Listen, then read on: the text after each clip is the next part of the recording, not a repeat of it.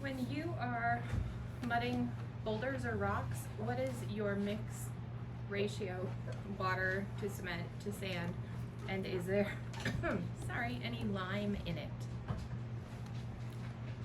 So I think it depends on the situation. If your boulders are underwater, you're going to certainly want to make sure that you have a little better, higher mix ratio of cement to sand. Oftentimes, depending on, in a lot of cases, what's available, but I try as much as possible to use air and trained Portland cement. Again, we're in the north where it gets cold and we have the issues of freeze thaw. So we make sure we do that. I do not add any additional lime to the concrete. There are a bunch of different versions of mixtures of mix designs that would require it, but I'm a pretty simple mix. Here's what typically we do.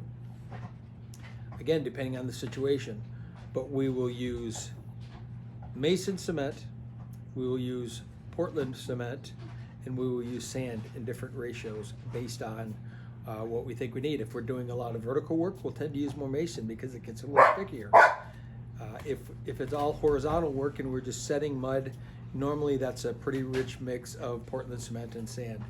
And in terms of water, ideally, once whatever you're applying the stone to, as long as that's sealed ahead of time and you've done proper sealing on the structure itself, normally we will mix it fairly dry, enough to get it sticky, but not too sticky, and we'll pre-hand apply it to the stone.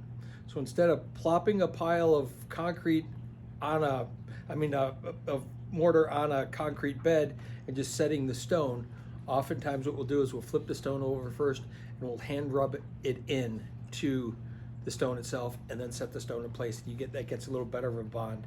And if you do that, you don't have to have the concrete as wet. The drier the concrete that you're using, the mortar bed you're using, the stronger it's going to be. The more water you add, again, depending on the mix, but a general rule of thumb, the wetter it is that you use it, the less strength that it has as it cures. So try to stay on the dry side as much as possible. However, if you go too dry, then your stone does not stick to the mortar bed.